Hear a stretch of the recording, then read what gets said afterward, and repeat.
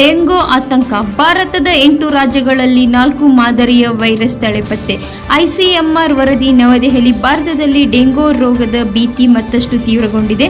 ಶೀಘ್ರದಲ್ಲೇ ದೇಶದಲ್ಲಿ ಡೆಂಗು ಲಸಿಕೆ ಬಿಡುಗಡೆಯಾಗುವ ನಿರೀಕ್ಷೆ ಬೆನ್ನಲ್ಲೇ ಭಾರತೀಯ ವೈದ್ಯಕೀಯ ಸಂಶೋಧನಾ ಮಂಡಳಿಯ ಐಸಿಎಂಆರ್ ರಾಷ್ಟ್ರೀಯ ವೈರಾಲಜಿ ಸಂಸ್ಥೆ ಎನ್ಐವಿ ಪುಣೆ ನಡೆಸಲಿರುವ ದೇಶವ್ಯಾಪಿ ಅಧ್ಯಯನವೊಂದು ಅಂತರಾಂತಿಕ ವಿಷಯವನ್ನು ಬಹಿರಂಗಪಡಿಸಿದೆ. ದೇಶದ 8 ರಾಜ್ಯಗಳು ಮತ್ತು ಕೇಂದ್ರಾಡಳಿತ ಪ್ರದೇಶಗಳಲ್ಲಿ ಡೆಂಗ್ಯೂ ವೈರಸ್ನ 4 ಪ್ರಮುಖ ತಳಿಗಳು ಒಟ್ಟಿಗೆ ಸಕ್ರಿಯವಾಗಿವೆ ಎಂದು ಈ ವರದಿ ತಿಳಿಸಿದೆ. ಈ ರೀತಿ ಒಂದಕ್ಕಿಂತ ಹೆಚ್ಚು ವೈರಸ್ ತಳಿಗಳು ಒಂದೇ ಬಾರಿಗೆ ಹರಡುವುದರಿಂದ ಡೆಂಗ್ಯೂ ತೀವ್ರತೆ ಹೆಚ್ಚಾಗುವ ಅಪಾಯವಿದೆ ಎಂದು ತಜ್ಞರು ಎಚ್ಚರಿಸಿದ್ದಾರೆ. ದೇಶದ ಮೊದಲ ಬಾರಿಗೆ ಡೆಂಗ್ಯೂ ವೈರಸ್ ಮ್ಯಾಪಿಂಗ್ 2023ರಿಂದ 2025ರ ನಡುವೆ 25 ರಾಜ್ಯಗಳು ಹಾಗೂ ಕೇಂದ್ರಾಡಳಿತ ಪ್ರದೇಶದಲ್ಲಿ 45 ವೈರಸ್ ಸಂಶೋಧನಾ ಮತ್ತು ರೋಗ ನಿರ್ಣಯ ಪ್ರಯೋಗಾಲಯಗಳು ಮೂಲಕ ಸಂಗ್ರಹಿಸಿದ್ದ 6,889 ದೃಢೀಕೃತ ಡೆಂಗು ಪ್ರಕರಣಗಳನ್ನು ಈ ಅಧ್ಯಯನಕ್ಕೆ ಒಳಪಡಿಸಲಾಗಿದೆ.